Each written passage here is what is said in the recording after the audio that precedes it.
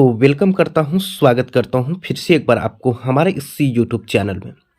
तो दोस्तों, अगर आप बीपीएससी 6 टू 8 के लिए फॉर्म भरे हैं, अगर आप हिस्ट्री सब्जेक्ट रखे हैं, तो यहाँ मैं आपको कुल मिलाकर 40 ऑब्जेक्टिव प्रश्न को पूछूंगा। देखते हैं आप इन 40 में से कितने का सही कर पाते हैं, वो हमें लास्ट में कमेंट करके ज़रूर बताइएगा। तो चलिए शुरू करते हैं। यहाँ पर सबसे पहला क्वेश्चन है कि निम्न में से किस हड़प्पा कालीन स्थल से हल्का टेराकोटा प्राप्त हुआ है। पहला ऑप्शन है धौलावीरा, दूसरा है बनवाली, तीसरा है कालीबंगा, चौथा है उपयुक्त में से एक से अधिक और पांचवा है उपयुक्त में से कोई नहीं।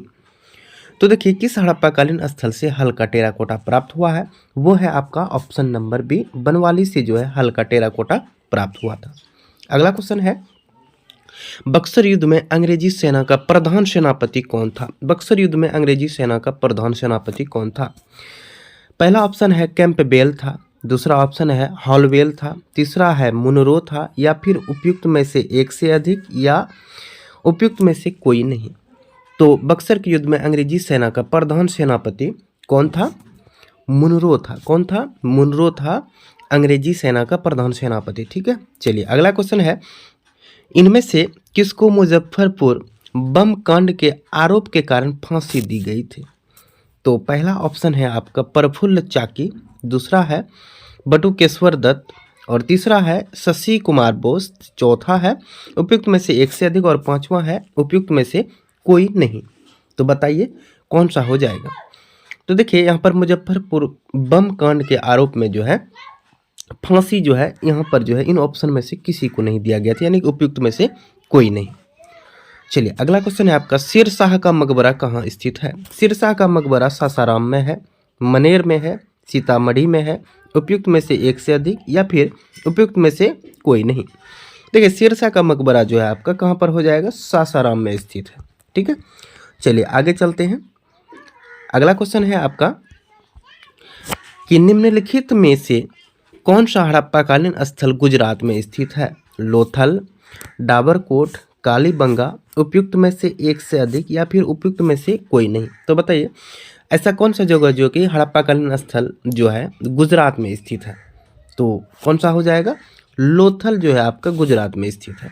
ठीक है, अगला क्वेश्चन है आपका, चोल वंश का संस्थापक कौन था। चोल वंश का संस्थापक विजयालय था या फिर करिकाल था या फिर आदित्य प्रथम था या फिर उपयुक्त में से एक से अधिक या फिर उपयुक्त में से कोई नहीं। तो देखिए, चोल वंश का संस्थापक जो था वो कौन था, विजयालय था। चोल वंश का संस्थापक कौन था, विजयालय। अगला क्वेश्चन है आपका, प्रथम बौद्ध संगीत के अध्यक्ष कौन थे। प्रथम बौद्ध संगीत के अध्यक्ष वसुमित्र थे, महाकश्यप थे या संघरक्ष थे, या उपयुक्त में से एक से अधिक या फिर उपयुक्त में से कोई नहीं। तो बताइए बौद्ध संगीत के अध्यक्ष कौन थे, महाकश्यप थे। ठीक है, चलिए अगला क्वेश्चन है आपका, किराता जुर्नियम पुस्तक किसने लिखा था। पहला ऑप्शन है भारवी ने, दूसरा है शूद्रक ने, तीसरा है कालिदास ने, चौथा है उपयुक्त में से एक से अधिक, पांचवा है उपयुक्त में से कोई नहीं। किराता जुर्नियम पुस्तक के लेखक कौन थे, भारवी थे। कौन थे, भारवी। ठीक है, चलिए अगला क्वेश्चन की ओर चलते हैं। अगला क्वेश्चन का कहना है आपका कि कुतुब मीनार किसके द्वारा पूरा किया गया। ध्यान दीजिएगा, यहाँ पर कुतुब मीनार जो है किसके द्वारा पूरा किया गया था। इल्तुतमिश के द्वारा, कुतुबुद्दीन ऐबक के द्वारा, या फिर उलगू खान के द्वारा, या फिर उपयुक्त में से एक से अधिक या फिर उपयुक्त में से कोई नहीं। देखिए, कुतुब मीनार किसके द्वारा पूरा किया गया था। तो कुतुब मीनार जो है इल्तुतमिश के द्वारा क्या किया गया था, पूरा किया गया था। ठीक है, चलिए अगला क्वेश्चन है आपका कि विजयनगर साम्राज्य के संस्थापक कौन थे। विजयनगर साम्राज्य के संस्थापक, पहला ऑप्शन है देवराय प्रथम थे, दूसरा है वीर नरसिंह राय थे, या फिर कृष्णदेव राय थे, या उपयुक्त में से एक से अधिक या फिर उपयुक्त में से कोई नहीं। देखिए, विजयनगर साम्राज्य के संस्थापक उपयुक्त में से कोई नहीं, यहाँ पे ऑप्शन नहीं दिया गया है।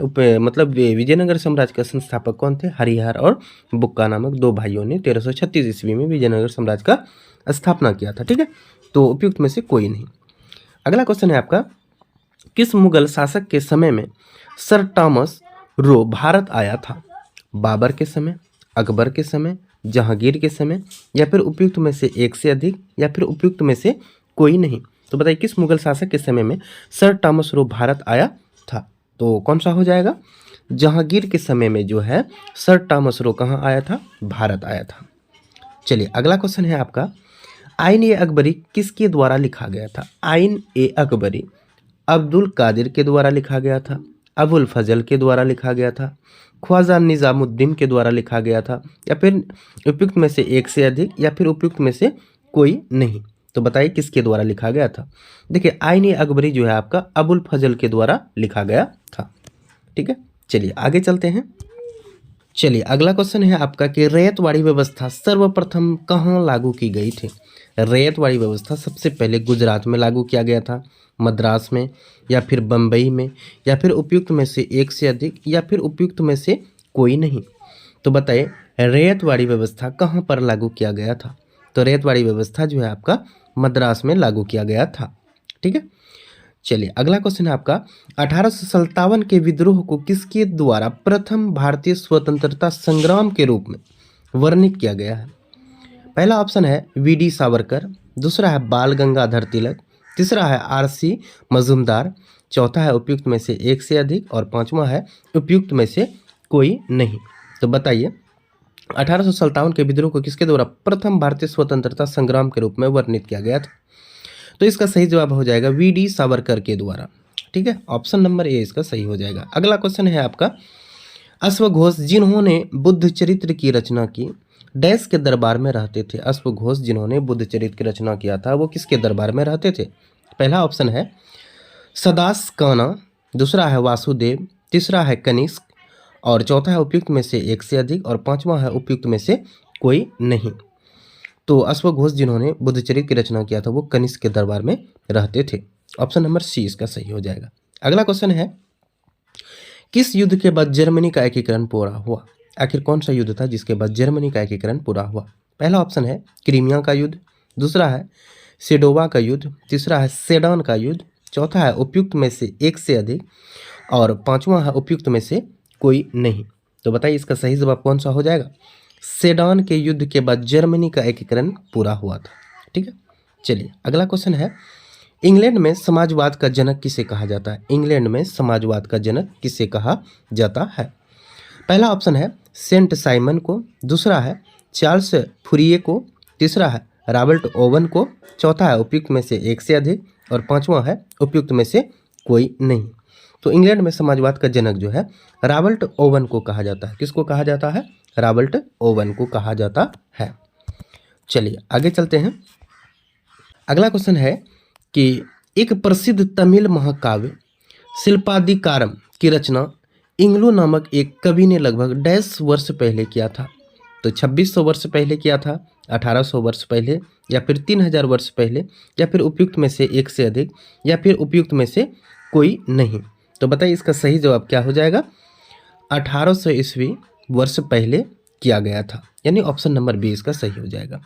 अगला क्वेश्चन है, निम्नलिखित में से कौन सा सबसे पुराना वेद है? सामवेद, यजुर्वेद, ऋग्वेद, उपयुक्त में से एक से अधिक, या फिर उपयुक्त में से कोई नहीं? तो बताइए सबसे पुराना वेद कौन सा है? ऋग्वेद है।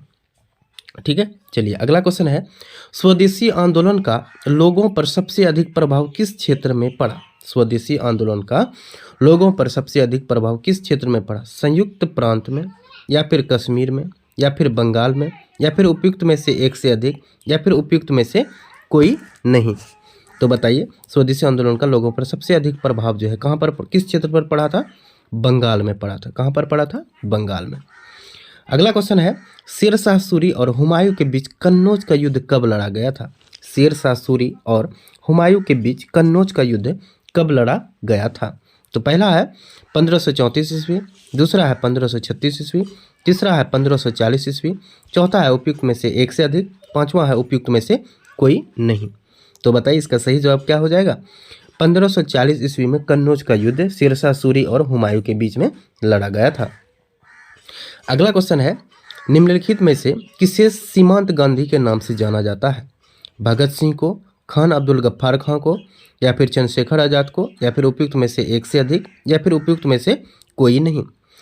तो देखिए यहाँ पर सीमांत गांधी के नाम से खान अब्दुल गफ्फार खां को जाना जाता है। ऑप्शन नंबर बी इसका सही हो जाएगा। चलिए आगे चलते हैं।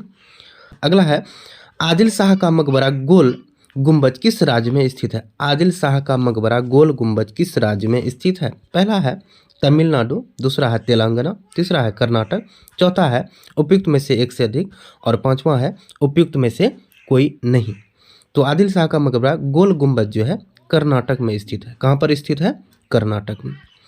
अगला क्वेश्चन है खानवा का युद्ध डैश और राणा सांगा के बीच लड़ा गया था, यानी कि किसके किसके बीच में लड़ा गया था? तो पहला ऑप्शन है शाहजहां, दूसरा है औरंगजेब, तीसरा है बाबर, चौथा है उपयुक्त में से एक से अधिक, पांचवा है उपयुक्त में से कोई नहीं। तो इसका सही जवाब क्या हो जाएगा? खानवा का युद्ध जो है बाबर और राणा सांगा के बीच लड़ा गया था। किसके किसके बीच खानवा का युद्ध लड़ा गया था? बाबर और राणा सांगा के बीच लड़ा गया था। चलिए आगे चलते हैं। अगला क्वेश्चन है कि औरंगजेब ने डैश की अवधि के दौरान मुगल साम्राज्य पर शासन किया। तो पहला ऑप्शन है 1655 से 1709 ईस्वी, दूसरा है 1656 से 1708 ईस्वी, तीसरा है 1658 से 1707 ईस्वी, चौथा है उपयुक्त में से एक से अधिक, पांचवा है इनमें से कोई नहीं। तो बताइए कौन सा इसका सही जवाब हो जाएगा? औरंगजेब ने डैश की अवधि के दौरान मतलब किस वर्ष के दौरान मुगल साम्राज्य पर शासन किया था? तो कौन सा हो जाएगा? 1658 से 1707 ईस्वी। 1658 से 1707 ईस्वी के दौरान जो है मुगल साम्राज्य पर शासन किया था। अगला क्वेश्चन है 1905 में सर्वेट ऑफ इंडिया सोसाइटी की स्थापना निम्नलिखित में किसने की थी? पहला ऑप्शन है गोपाल कृष्ण गोखले ने, दूसरा है लाला लाजपत राय ने, तीसरा है दादा भाई नौरोजी और चौथा है उपयुक्त में से एक से अधिक और पांचवा है उपयुक्त में से कोई नहीं। तो देखिए 1905 में सर्वेट्स ऑफ इंडिया सोसाइटी की स्थापना जो है गोपाल कृष्ण गोखले के द्वारा किया गया था। किसके द्वारा किया गया था? गोपाल कृष्ण गोखले के द्वारा। अगला क्वेश्चन है सुभाष चंद्र बोस को 1938 में डैश में एक कांग्रेस अधिवेशन का अध्यक्ष चुना गया, यानी कि सुभाष चंद्र बोस को 1938 में जो है कौन सा कांग्रेस के अधिवेशन में अध्यक्ष चुना गया था? पहला है कलकत्ता, दूसरा है हरिपुरा, तीसरा है दिल्ली, चौथा है उपयुक्त में से एक से अधिक, पांचवा है उपयुक्त में से कोई नहीं। तो सुभाष चंद्र बोस को 1938 में हरिपुरा में, कहाँ पर? हरिपुरा में जो है कांग्रेस अधिवेशन का अध्यक्ष चुना गया था। ऑप्शन नंबर बी इसका सही हो जाएगा।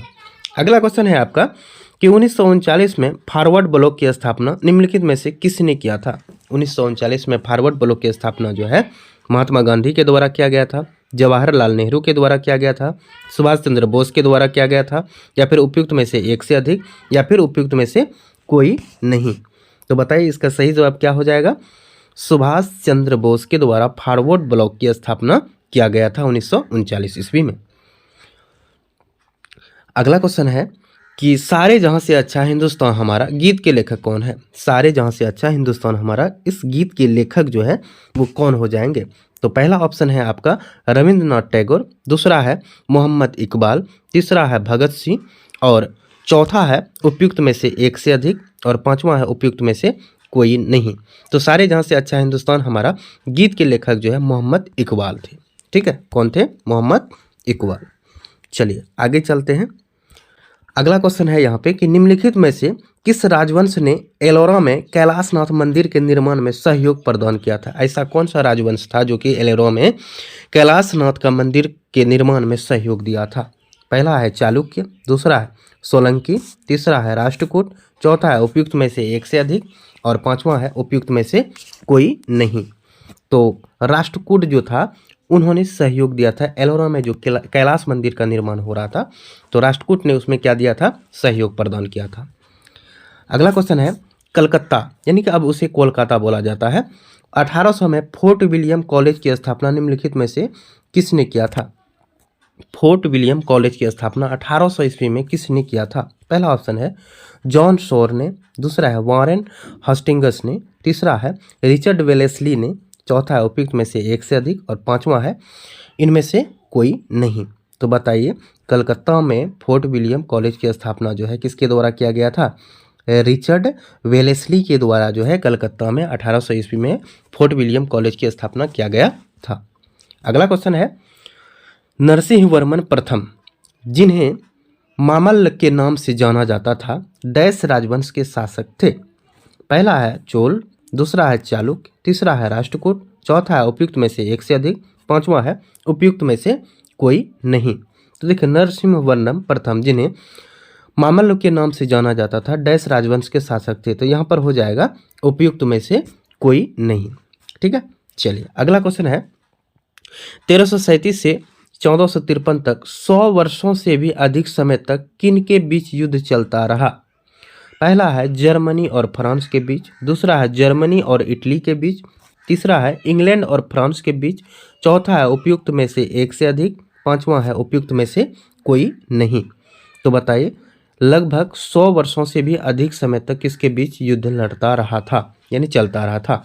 तो किसके बीच हो जाएगा, इंग्लैंड और फ्रांस के बीच। ऑप्शन नंबर सी इसका सही हो जाएगा। ठीक है, तो चलिए अगला क्वेश्चन है आपका कि वांगचुक वंश के कौन से राजा भूटान राज्य के वर्तमान अधिपति सम्राट है। तो पहला ऑप्शन है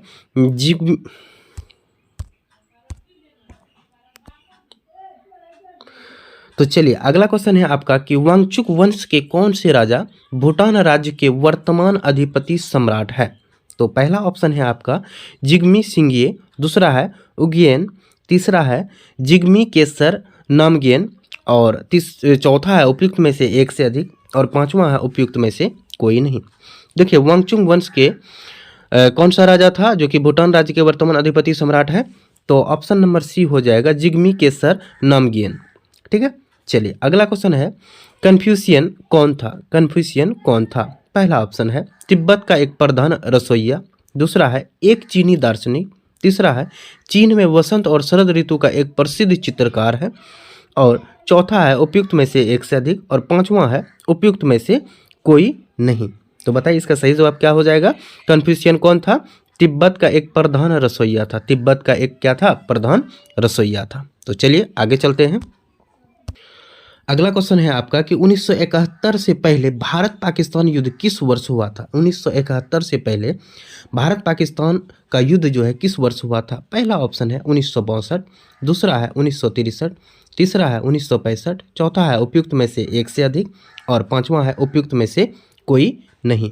तो बताइए 1971 से पहले भारत पाकिस्तान युद्ध किस वर्ष लड़ा गया था। तो कौन सा वर्ष लड़ा गया था, 1965 ईस्वी में लड़ा गया था। अगला क्वेश्चन है, तबकात ए अकबरी जिसे कभी कभी अबुल फजल के अकबरनामा से अधिक विश्वसनीय माना जाता है, किसके द्वारा लिखा गया था। पहला ऑप्शन है निज़ामुद्दीन अहमद के द्वारा, दूसरा ऑप्शन है अब्दुल हामिद लाहौरी के द्वारा, तीसरा ऑप्शन है गुलबदन बेगम के द्वारा, चौथा ऑप्शन है उपयुक्त में से एक से अधिक, पांचवा है उपयुक्त में से कोई नहीं। तो देखिए, तबाक ए अकबरी जिसे कभी कभी अबुल फजल के अकबरनामा से भी अधिक विश्वसनीय माना जाता है, किसके द्वारा लिखा गया था, निजामुद्दीन अहमद के द्वारा लिखा गया था। ऑप्शन नंबर ए इसका सही हो जाएगा। अगला क्वेश्चन है आपका कि इनमें से किस प्रसिद्ध शासक ने अपनी माता के नाम पर विजयनगर के पास एक नगालपुरम की एक उपनगरीय बस्ती की स्थापना किया था। पहला है हरिहर, दूसरा है बुक्का, तीसरा है कृष्णदेवराय, चौथा है उपयुक्त में से एक से अधिक और पांचवा है उपयुक्त में से कोई नहीं। तो इसका सही जवाब क्या हो जाएगा, ऑप्शन नंबर सी कृष्णदेवराय अपने माँ के नाम पर विजयनगर के पास में ही नागलपुरम नामक की एक उपनगरीय बस्ती की स्थापना किया था। ठीक है, चलिए अगला क्वेश्चन है, मेसोपोटामिया सभ्यता निम्नलिखित में से किस नदी से संबंधित है। मेसोपोटामिया सभ्यता निम्नलिखित में से किस नदी से संबंधित है। दजला नदी, डेन्यूब नदी, फरात नदी, उपयुक्त में से एक से अधिक या फिर उपयुक्त में से कोई नहीं। तो इसका सही जवाब क्या हो जाएगा, उपयुक्त में से एक से अधिक हो जाएगा। ठीक है, चलिए आगे चलते हैं। तो चलिए अगला क्वेश्चन है और लास्ट क्वेश्चन है। यहाँ पर जो है आपका कुल मिलाकर 40 क्वेश्चन हो जाएगा और हमें कमेंट करके जरूर बताइएगा इन 40 में से आपके कितने सही हो पाए। तो क्वेश्चन है लास्ट क्वेश्चन कि मेसोपोटामिया सभ्यता में पाई गई बेलनाकार पत्थर की मुहरों की अनूठी विशेषता क्या थी, मतलब सबसे बढ़िया विशेषता क्या था। पहला ऑप्शन है इसे आसानी से स्टोर किया जा सकता है, दूसरा है जो लगातार चित्र बना सकता है, तीसरा है इसका उपयोग केवल शासकों द्वारा किया जाता था, चौथा है उपयुक्त में से एक से अधिक और पांचवा है उपयुक्त में से कोई नहीं। तो मेसोपोटामिया सभ्यता में पाई गई बेलनाकार पत्थर की मुहरों की अनूठी विशेषता क्या था कि यह लगातार चित्र बना सकता है। यह लगातार क्या बना सकता है? चित्र बना सकता है। तो दोस्तों यहाँ पर हमारा वीडियो खत्म होता है। वीडियो देखने के लिए आपका बहुत बहुत धन्यवाद।